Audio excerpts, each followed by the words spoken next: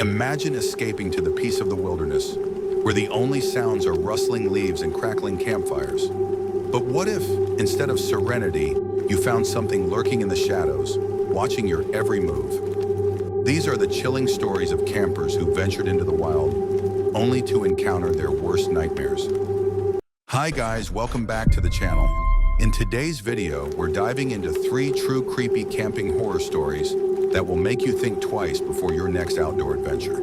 From eerie whispers in the woods to horrifying discoveries, these stories are bound to keep you awake under the stars. Let's jump into the wild terror together. Story 1, The Silent Watcher by Leah Grayson. My name is Leah Grayson, and I've always loved solo camping. There's something serene about being alone in nature, disconnected from the chaos of the world. It had been a tradition of mine to take a solo camping trip every summer, a way to reset and reconnect with myself.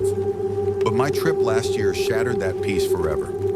It was early June when I packed up my old Subaru with camping gear, food, and a good book. My destination was a remote spot in the Appalachian Mountains that I'd found on a hiking forum. It was perfect, far enough from the main trails that I wouldn't be disturbed, but still accessible with a short hike from where I parked my car.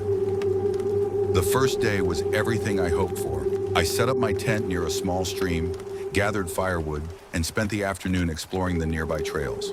The forest was lush, alive with the sounds of birds and the rustling of leaves in the breeze.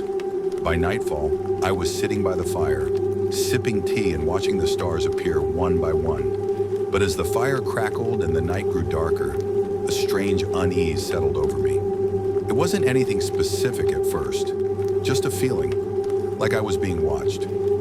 I brushed it off as my imagination running wild. After all, I was alone in the woods, and it wasn't unusual to feel a little on edge. I crawled into my tent and zipped it up tight. The night was silent except for the occasional chirp of crickets. As I lay there staring at the shadows dancing on the walls of my tent, I heard it, a faint rustling sound outside. It wasn't the wind, it was deliberate, like someone or something was moving just beyond the reach of the firelight. My heart started to race, but I forced myself to stay calm. It could have been a deer or some other harmless animal. Still, I grabbed my flashlight and unzipped the tent just enough to peek outside. The fire had died down to glowing embers, and the forest was pitch black. I shined the light around, but saw nothing unusual. "Get a grip, Leah," I muttered to myself as I climbed back into the tent. The next day passed uneventfully. I explored further up the stream, took photos of wildflowers, and even spotted a hawk soaring above the treetops. By the time I returned to my campsite, the unease from the previous night had all but disappeared. I convinced myself that I'd overreacted and decided to enjoy the rest of my trip. As night fell, I rebuilt the fire and cooked a simple meal. The warmth of the flames and the quiet hum of the forest put me at ease, and I found myself relaxing again. But then, as the moon rose high in the sky, that feeling returned, stronger this time. I was being watched. The firelight didn't reach far beyond the circle of my campsite, and the shadows beyond seemed to shift unnaturally. I tried to tell myself it was just the flickering flames playing tricks on my eyes, but deep down, I knew better. That's when I heard the snapping of a twig. The sound came from the tree line, about 20 feet away. My head snapped in the direction of the noise, but I couldn't see anything in the darkness. I grabbed my flashlight again, my hands trembling, and pointed it toward the trees. The beam of light cut through the blackness, revealing nothing. And then I saw them. 2 glinting eyes reflecting the light of my flashlight. They were too high off the ground to belong to an animal, and too steady to be a trick of the light. My breath caught in my throat as I realized someone, or something, was standing there watching me. "Hello?" I called out, my voice shaking. "Is someone there?" The eyes didn't move. They just stared, unblinking. I grabbed the camping knife from my bag and backed toward the fire, my heart pounding. My mind raced with possibilities. Could it be another camper? A lost hiker? But if it was, why weren't they saying anything? After what felt like an eternity, the eyes vanished. 1 second they were there, and the next they were gone, swallowed by the darkness. I didn't sleep that night. I sat by the fire, clutching my knife, jumping at every sound. The next morning, I decided to pack up and leave. Whatever or whoever had been watching me, I didn't want to stick around to find out. As I dismantled my tent and gathered my things, I noticed something that made my blood run cold. Around the edges of my campsite, the ground was disturbed, as though someone had been walking in circles just beyond the firelight. The footprints were human, barefoot, and they were everywhere. My stomach turned as I realized whoever had been watching me hadn't just stood at the tree line. They had been circling my campsite, silently observing me from every angle. I packed up as quickly as I could and started the hike back to my car. The entire time I felt like I was being followed, though I never saw or heard anything. When I finally reached my car and locked the doors, I let out a shaky breath of relief. I haven't been camping alone since that trip. I wish I could say it was all in my head, that the footprints were just in animals, or that the eyes I saw were nothing more than a trick of the light. But I know what I felt, and I know what I saw. The wilderness may be beautiful, but it hides things. Things that watch from the shadows, waiting for the moment you let your guard down. If you ever venture into the woods alone, just remember, you may not be as alone as you think. Story 2, The Forgotten Campsite by Ryan Wells. My name is Ryan Wells, and this story still haunts me every time I think about it. It happened 3 years ago when I went camping with my 2 best friends, Matt and Derek. We were fresh out of college and decided to spend a weekend in the great outdoors, hoping to escape the monotony of daily life. Little did we know, the trip would turn into a nightmare we'd never forget. Matt had heard about an off-the-grid campsite deep in the woods of Oregon, a place so remote it didn't even appear on most maps. That sounded perfect to us. No distractions, no cell service, just us and the wilderness. We packed our gear, loaded up Derek's truck, and set out early Friday morning. The drive took us hours, winding through endless back roads surrounded by dense forest. When we finally reached the trailhead, the air was crisp and the woods seemed untouched. We hiked for about 2 hours before finding a clearing with a crumbling old fire pit. It wasn't on the map, but it was perfect. Secluded, quiet, and exactly what we were looking for. We set up our tents, gathered firewood, and spent the evening joking around and cooking over the fire. As the sun dipped below the horizon, a heavy silence fell over the woods. It wasn't the kind of peaceful silence you'd expect in nature. It was oppressive, as though the forest itself was holding its breath. "Does it feel off to you guys?" Matt asked, breaking the silence. Derek shrugged. "It's just the isolation. We're not used to it." I nodded, brushing off the unease as city boy paranoia. But deep down, I couldn't shake the feeling that something about this place wasn't right. That night, we heard the first strange sound. It started faint, like a low hum, and gradually grew louder until it sounded like someone was groaning in the distance. The 3 of us froze, exchanging nervous glances. "Probably just an animal," Derek said, though his voice lacked conviction. "Yeah, like a bear or something," I added, trying to reassure myself more than anyone else. But the sound wasn't like any animal I'd ever heard. It continued for what felt like hours before fading back into the silence. The next day, we explored the area, hoping daylight would chase away our fears. About a half-mile from our campsite, we stumbled upon something that stopped us in our tracks. A second campsite. At first, we thought someone else had set up nearby, but as we approached, it became clear that this campsite had been abandoned for a long time. The tents were tattered and sagging, covered in moss and leaves. An old rusted cooler sat tipped over, its contents long gone. But the most unsettling part was the personal items scattered around. A torn jacket, a water bottle, and a notebook with yellowed, crumbling pages.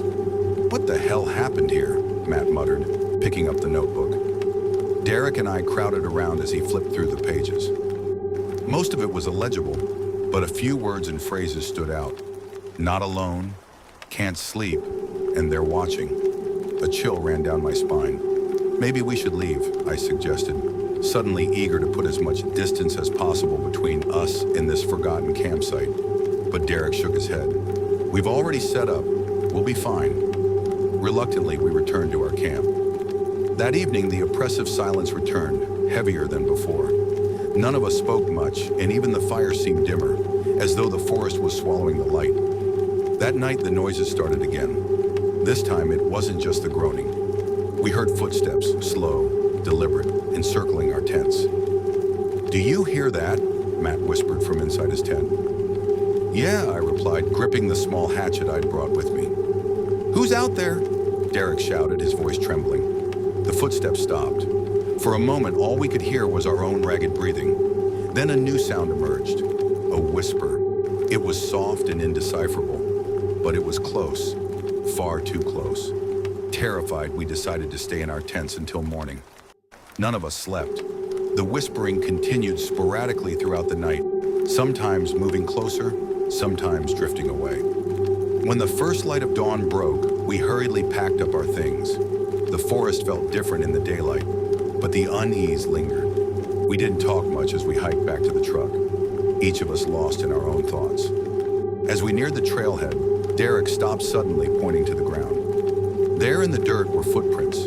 They weren't ours. We hadn't walked this way since arriving, and these prints were fresh. Worse, they circled back toward the direction we'd come from, as if whoever made them had been following us all along.